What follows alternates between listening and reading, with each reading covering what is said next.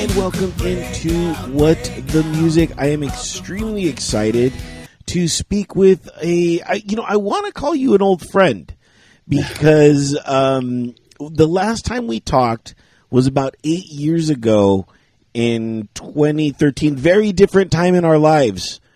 Yeah, I remember. Yeah, I actually went back to listen to that interview, and at the time, Skype was still around, but I mean, I was still doing shows through the telephone, so we were not able to see each other. So this is the first time I've ever seen you, at least in person, I guess, in a virtual aspect, since 2013.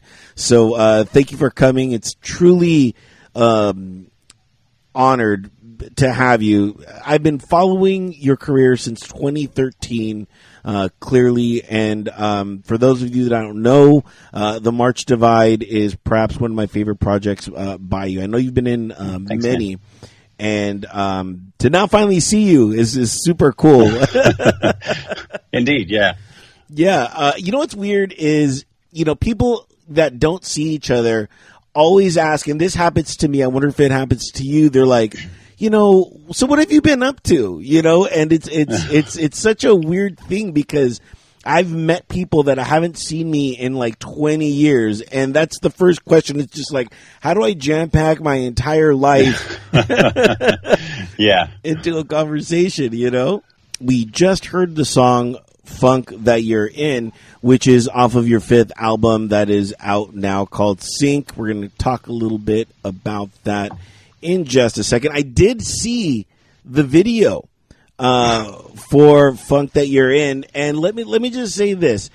Was that part of the idea? Because I saw it, and it seemed like you enjoyed getting, for the lack of a better term, slimed. Yeah, I mean, it was a lot of fun to make that video. It was a friend of mine that I work with, Hector, and I just kind of went back and forth tossing ideas around, something that we could do, because that's a different kind of song for me. It's super pop, versus my sad bastard stuff that I feel like I'm a little more known for, and we just wanted to try to find something that would sort of capture, the whole deal. And somehow, I mean, we just landed on lots of paint, So yeah, but it was cool. But yeah, washable paint will burn your eyes. I feel like I should share that with everyone. Don't try this at home, kind of thing. Because had I known it going into it, I don't know, we might have shifted the game plan. Are you painting right now? I see your backdrop, and no. Yeah, it's funny that you asked that. I was going to try to take that down. It's I'm in my home studio, and I was doing some recordings, and I just needed, because I have like paneling and whatnot, and I can't remember exactly what it was that I was recording, but I hung like a white sheet in the background just to for a white background for something I was doing. Clearly I need to get up there and take it down because it was a couple weeks ago that I was doing that. Yeah. No worries. Now this album, it's your 5th album, and this is, from what I hear, is your chance to hear the train wreck that is your life that you've documented. Do you feel that your life is truly a train wreck? Well, I mean, after this last year, whose isn't, but definitely while working on it, I guess while working on it, it was, things are kind of coming back into focus now, but yeah, I know everybody goes on and on about it, but yeah, what a weird one, huh? 2020. Because you have this extended time, was this part of your thought process that you were, this is what I think, like you were so bored that you created this kazoo solo for the funk that you're in, right? That had to have been like a bored moment. Like, what do I have next to me? It's either a kazoo or a slide whistle, so it's like, yeah, you're not too far off. I was, literally, I had the spot and I knew it was going to be a solo for something. And I was, in this room, looking around, and, I've got my electric guitar over there. I was like, I could do that, but I've already done that. I've got my piano back there. It's like, I do a lot of piano, I was just looking for something different. And yeah, I my kazoo was sitting out, and it was just me and the kazoo. So it was like, all right, well, let's give that a whirl, and sure enough, that's what it settled on. Kind of icing on the cake though for the song. I'm glad that I did that. I just really wanted to go into it without taking myself too seriously, and so that was a really good way to keep that theme. Oh yeah, for sure. If you will. And it really cemented everything together in that song. So it just was a good balance for that song.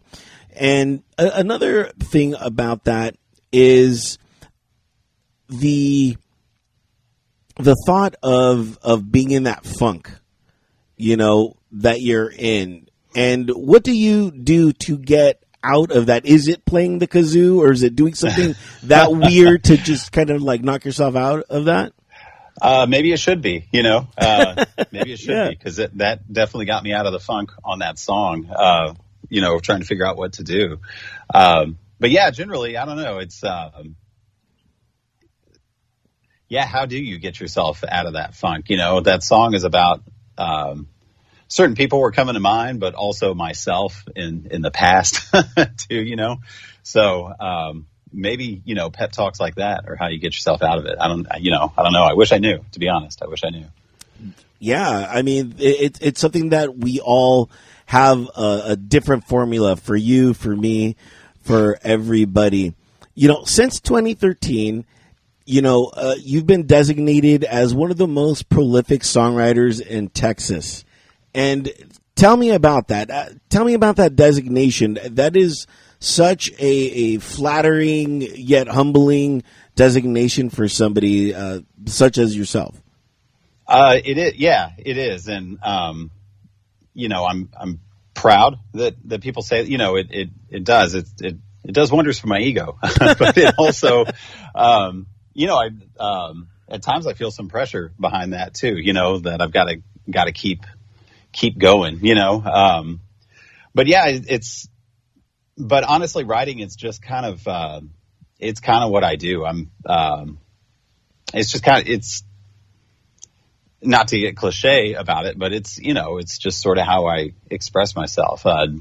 Day to day, I make stupid jokes about everything, and I don't talk about my feelings, and so I can write songs to handle that and continue making my bad jokes in social settings. So that's really, I think, the root of it, is it that you are a musician and a writer, and that the insecurities that you feel are still there? Of course, the insecurities are there. I'm middle-aged man that plays acoustic guitar for a living, so I live in crushing self-doubt, so that's, and I don't know that I'll ever get away from that. And I don't know, and maybe I shouldn't, if I was Captain Confident, I don't, Lord, what would I do with myself? I don't know.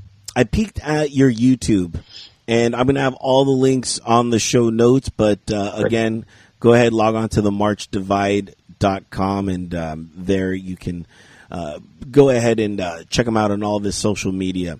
But I checked out your YouTube, as I normally do from time to time, and I still see that you're still doing covers.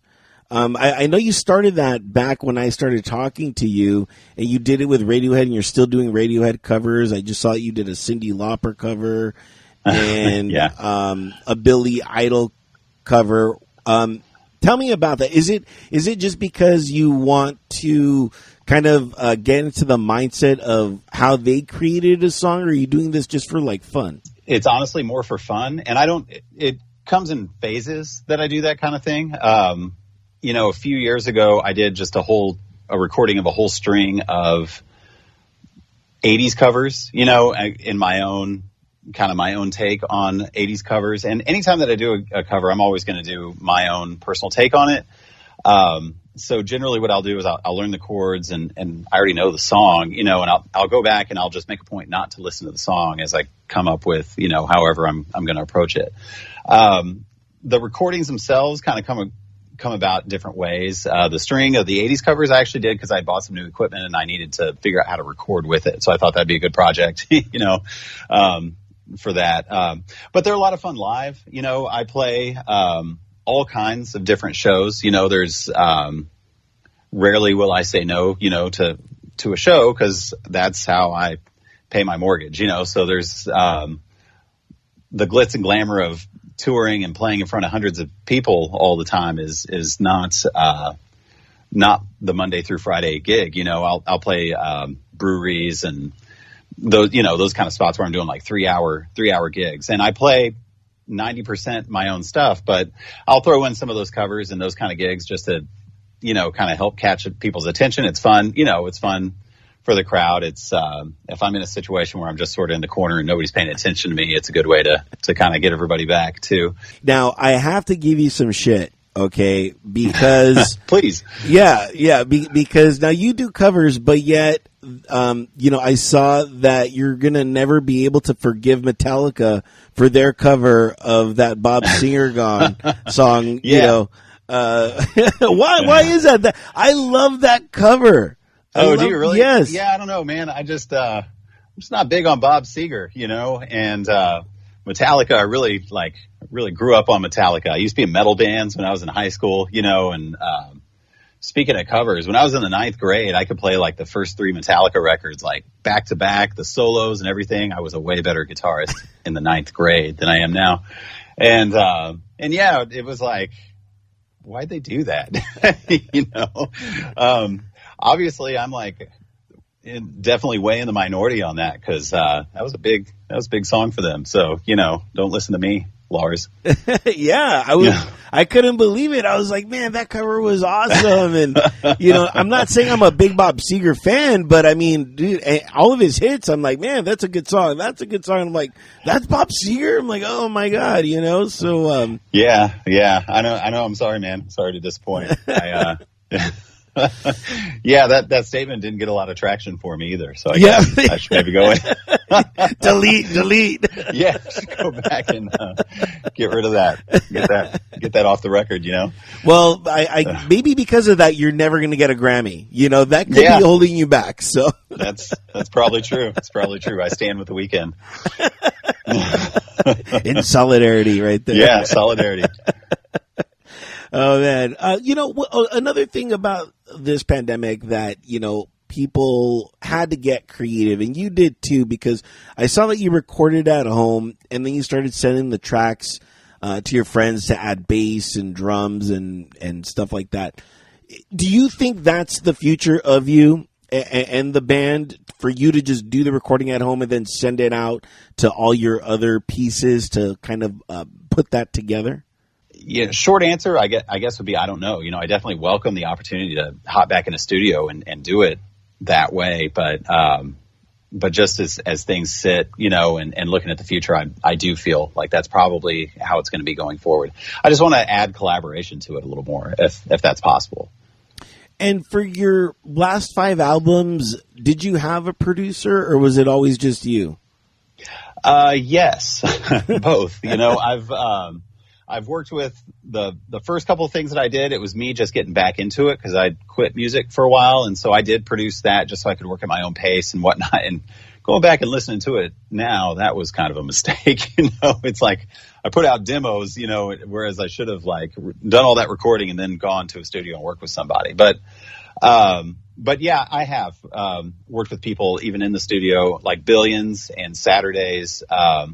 Were co-produced with my friend, this guy Taz, in San Antonio, who's super talented, and I still work with him a lot. Mike, I have worked with Mike Major on some things, too. And then, you know, I've done a whole lot of it just completely on my own as well. So yes. Well, Cherry Bomb is still one of my favorite songs. So, you know. Thanks.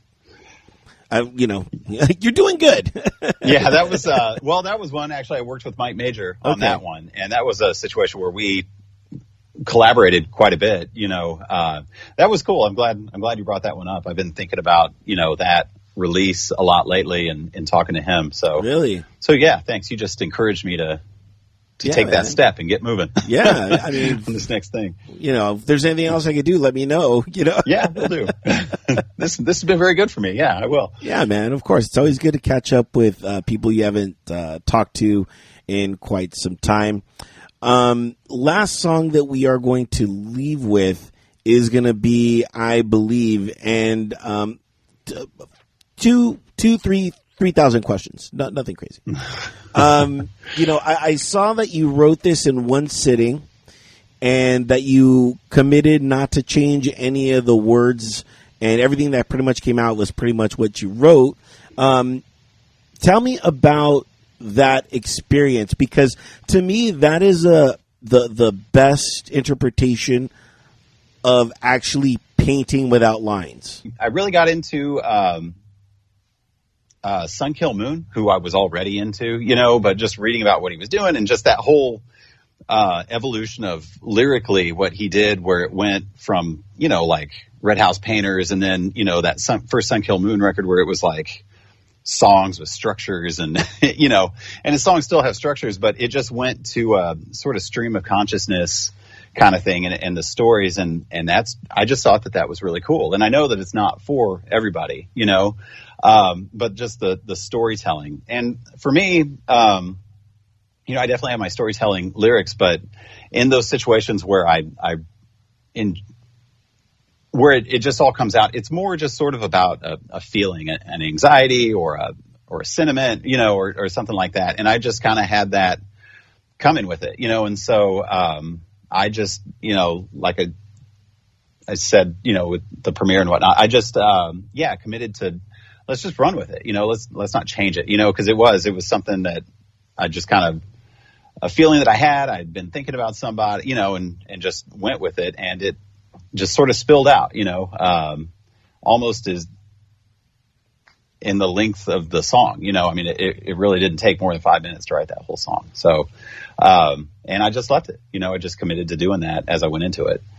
Wow. Do you think this is going to be your process going forward, or was it just a kind of like a one-time thing? I'd like to think so. Unless I can't commit to doing that forever, because a lot of it might just be shit, and so I've got to make sure. But yeah, I am definitely going to have a lot more confidence in, in the final product of doing that, for sure, rather than going in. Cause I do, while there might be some vagueness to some of the lyrics, to some, it seems to have put the actual feeling that I was trying to portray across in a stronger way than had I gotten a little more specific, lyrically with the song. So, definitely mission accomplished with what I was trying to do. So yeah, I hope so going forward. I hope I can do that more, but it was definitely a moment, when I wrote it. Those moments are amazing to have, from time to time. Lastly, about that song, I saw that you put in a bundle, the lyrics, and I guess you're handwriting the lyrics. You couldn't just get a photocopy and just do it like that. I mean, your hands must be tired. Oh my God. Yeah.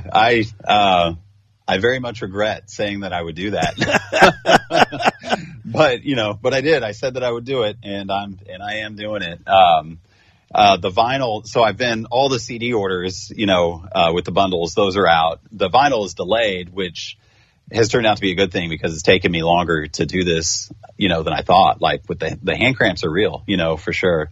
So, yeah, I don't know what else to say other than, yeah, damn it, I'm doing it. Well, that's great. And I saw that, on there too, you're having, your daughter, I guess, write notes in each one, right? What I've been doing is I always write a thank you, on the orders that I send out myself. So like Official Store and Bandcamp, I run a little label, too, on the side. My side gig is running a little record label. And so I'm constantly sending out orders. And so, yeah, with my daughter's markers, I write out, thank you notes on all the invoices. It's, I don't know, ridiculous, but anytime I get a record, like there's a lot of labels like Polyvinyl, or time you get that note, from the record label or whoever packed it up, it's like, oh, this is neat. So I was, I want to make that point. I hope people feel the same way when they get it, Yeah, for sure. Anytime I buy a shirt or, a patch online, I always get like a thank you note, and it really personalizes it, for me. And then I'm just like, great. Now I have piles of thank you notes. Like, what do I do? I know. I save them too. Yeah. I've got all this, tons of piles of shit, of stuff that I've got from orders. But, I really appreciate those orders, especially from the Bandcamp or the official store that I'm packing up because, people aren't buying records like they used to. So it really means a lot when they do, so got to show that appreciation, Yeah. And let's show you some appreciation. Log on to themarchdivide.com and there you'll be able to go to his merch store and buy a few of his albums, which I highly encourage, and a bunch of other stuff. Lastly, before we leave, okay, wanted to talk to you really quick about how much you enjoy iced tea, but with crushed ice. Tell me about this. Yeah. Yeah, I don't know. Iced tea is just good stuff, It's just amazing what some smashed leaves can do to a glass of water, It's good stuff. Now, because of this, I want you to step up your game. And what I want you to do, and I'm about to transport you to the next level, is you get, whether it's another flavor of iced tea or green tea, and you make ice cubes out of them. And then you put that in your iced tea for either... That's genius. Yeah, that is genius. Yeah. Never occurred to me. It's something that I always, anytime I find somebody that's an iced tea drinker, it's something I'm always like, this is what you got to do. So yeah, that is a game changer. Wow. Yeah. I've been living my life all these years and never done that. And like, you're drinking crushed ice, but you're not drinking crushed iced tea ice. You know what I mean? Like, oh. Yeah. Heck yeah, man. Oh my God, Jared, thank you so much for coming on. It has been truly a pleasure. Let's not make it another 8 years, okay? Yeah, please. Yeah, please. Especially if you're going to floor me with ideas like that, man. I need more of that in my life. Yeah, deal. Anything to put a bigger smile on your face, it's the least that I can do. So again, log on to themarchdivide.com and I'm going to have links to your Facebook, your Instagram, especially your Twitter. I truly enjoyed your Twitter, man. And I appreciate that. Yeah. You just have this stream of consciousness that I absolutely love. And I don't know if you say, "Oh my God, this is a Twitter moment," or you're just like, "I should write that." I don't know. It's just brilliant. I don't know. I don't have a lot of, I don't know. Not a lot of people pay attention to me on Twitter, so that's where you go for the real lowdown, It's true. The unscripted. It's absolutely true. It's super fun. So, make sure to find him on Twitter at The March Divide. And of course, I'm going to have, they gave me a link. They're like, promote this link. And I'm going to say it, but the reason why I'm giving your March Divide is because the link they told me to promote was td.slowstartmusic.com/sync, but it's CINQ. So there it is. I said it. Yeah. But go to go to the website. Yeah. You can find all that. Everything that's there will be on the website. Yeah. That's a really good point. I've not thought of that. Just FYI. I'm down to promote it, but I'm just like, do you understand? I'm like, man, thank you again. And we are going to leave now with, I believe, and my guest has been, of course, Jared from The March Divide. Make sure to find us on themarchdivide.com. Thanks so much, man. I'm going to call in a favor to an old friend that I haven't seen in years.